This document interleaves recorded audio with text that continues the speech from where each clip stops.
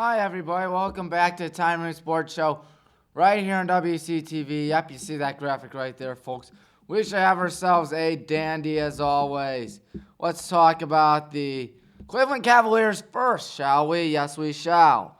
Playoff stats starting that guy right there, Jarrett Allen, who's averaging 17 points per game, 13.8 rebounds per game, and 1 block per game in 4 games. So if you do the math, 17 times 4, that's 68 points in the playoffs. Donovan Mitchell in 5 games, 22.4, which means he scored a grand total of 112 in the playoffs. 41.7% field goal percentage and 1.8 steals per game, which 1.8 times 5 is 9. So 9 total steals. Then Darius Garland, 14.2 points per game. He's with 71 total points, 5.8 assists per game, and 2.8 turnovers per game. Yikes. But he does have 29 assists. Evan Mobley also having 71 total points, 8.4 rebounds per game. However, if you do 8.4 times 5, that's 42, and 2.2 blocks per game, which is 11. Max Strus, 1.4 threes made per game, 5.2 rebounds per game. Last but not least, 2.8 assists per game. Now let's look at that series against the Magic. Well, Game 4 was a disaster. Game 5 was not. Spoiler alert. Well, I'm pretty sure you all know this by now. Cavs lost in a horrible fashion, 112-89 in Game 4. Jarrett Allen, 21, 9 rebounds. Donovan Mitchell, 18.6 assists. And Franz Wagner with 34 points, 13 rebounds. Jonathan Isaac, 14.7 rebounds. Cavs made just 4 threes during that entire game. I repeat, 4 threes. Yikes. And not to mention 29 points in the second half. It would have been disastrous even more if the Cavs didn't win last, when was it? 2 nights ago. Wait, was it 2 nights ago? Yeah, the 30th. 30th was the last time they played, and it was that game right there, a 104-103 victory for the good old Cavaliers. Donovan Mitchell, 28 points. Darius Garland, 23. Evan Mobley, 14 points and 13 rebounds. Meanwhile, Paul Banchero with 39 points and 8 rebounds. He was really lining it up for the Magic. Wendell Carter Jr., 7 points, 11 rebounds. Neither team was up by more than 10. Cavs held a 10-point lead, however, at their peak. And Evan Mobley with one of the most clutch blocks I've seen in a while, since LeBron, of course, at the end of the game, as the Orlando Magic player, forget who it was trying to drive in. Shot was blocked at the last moment. That would have tied up the game, and the Cavs would go on to win 104-103. So that was absolutely glorious. What's also glorious is that, well, I don't know if it's glorious or whatnot, but the winner takes on the Boston Celtics. The Boston Celtics. Right now, every series in the West has been settled except for Clippers and Mavericks. That is a 3-2 lead for Dallas. Of course, Dallas will be hosting the Clippers tomorrow night at 9:30. Of course, the good old Cavs play tomorrow night at 7 on ESPN. Thank God. I'm sick of the, what do you call it, NBA TV blacking out everybody. And if there's a Game 5, or Game 7, it would be Sunday at 1 p.m. I think that's a crime playing at 1 p.m. I mean, I understand it's only the Eastern Conference for quarterfinals, but still it's Game 7 for heaven's sake. Oh, well, it is what it is, I guess. Anyways, the winner will play the Celtics in the second round. Whether it'll be the Cavs or Magic, we do not know yet. And right now, the Bucks and Pacers. The Pacers are up 3-2 on Milwaukee. Doc Rivers is back in his form again. Knicks almost won a few nights ago. They lost to the Sixers. However, they're still up 3-2. Maybe the 76ers will make the comeback and upset all of New York City. And what's a very close distance, really, New York to Philadelphia. Anyways, Thunder swept the Pelicans.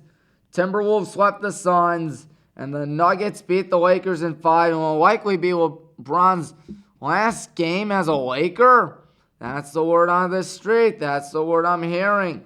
I'm hoping that's going to be LeBron with the Cleveland Cavaliers again. How nice would that be, folks? I think that'd be super nice. I'd love to see him back wearing wine and gold again.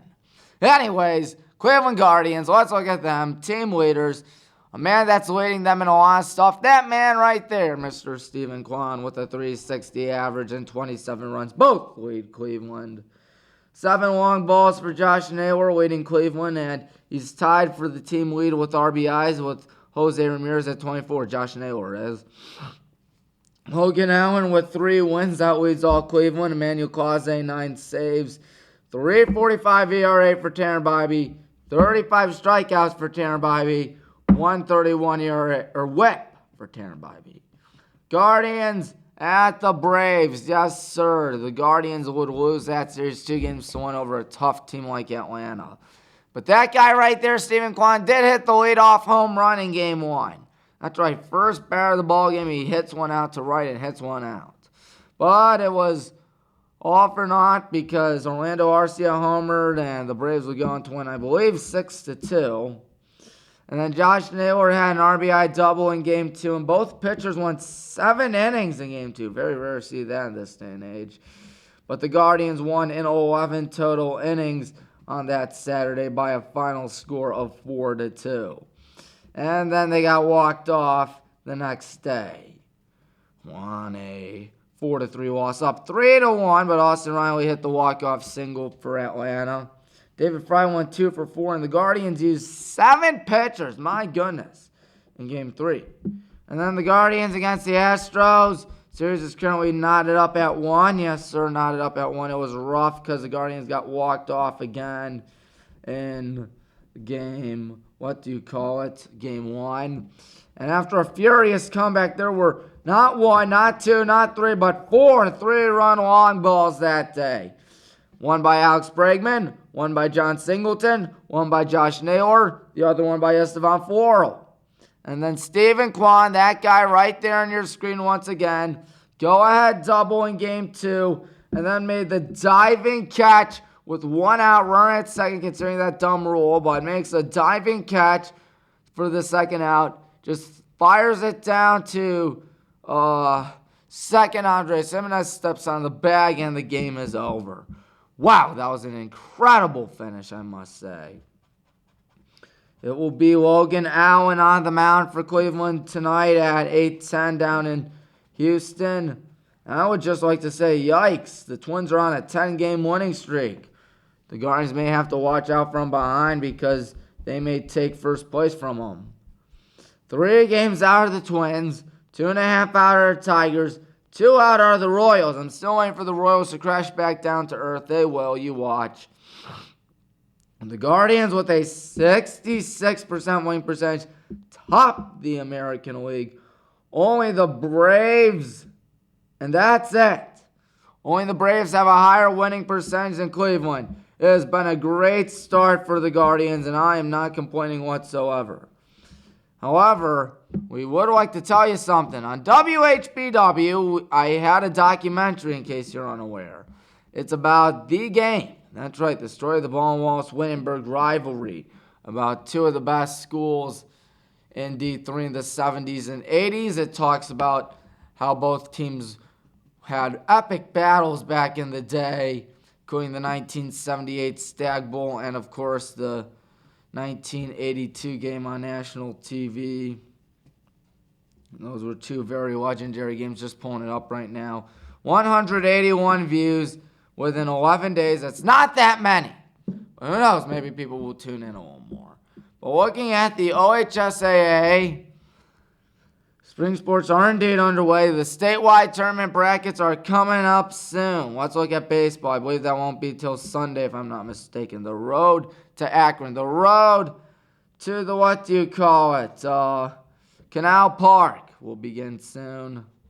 But May 5th is seed and drawing meeting date. So we will wait on Sunday the 5th for that. Let's look at softball. When is that, folks? Tournament information in school. Oh, statewide tournament brackets are out already. Yes, statewide tournament brackets are out already. My goodness. Where are the Highland Hornets, you might be wondering? Well, they're not in Region 1. Or they might be in Region 1. They're not District 1. Excuse me. Sorry about this, folks. Didn't realize it was out today. I assume we'll be in Northeast 5-6. We're always paired up with the Toledo schools. Go figure. No, that ain't it. Northeast 6, I assume, in that case. And no, we're not.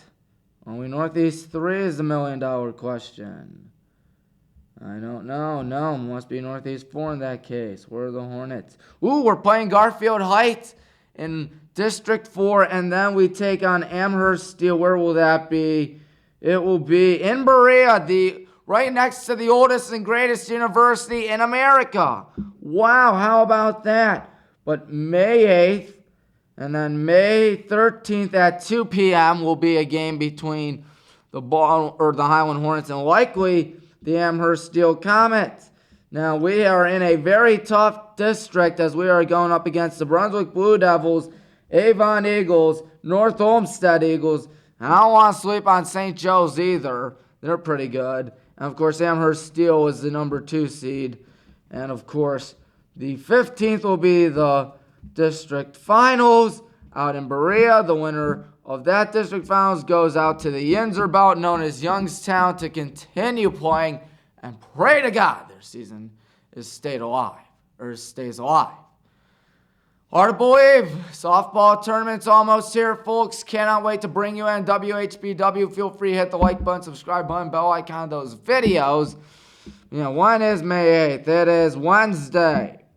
So that'll be the next Highland game. Then it'll be the 13th, more than likely if we beat Garfield. And then the 15th will be district finals, hopefully if we beat the Amherst Steel Comets. The game against Garfield will be at our place, but the game against Amherst Steel once again at Berea Mid Park High School.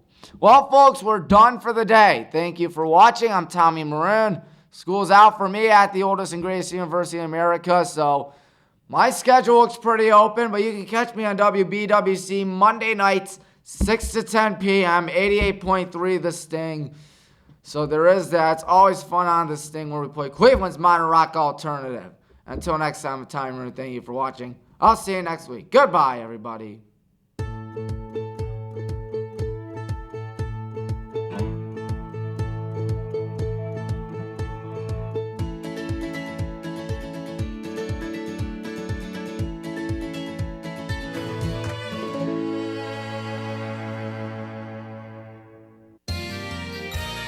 You are watching WCTV, Wadsworth Community Television.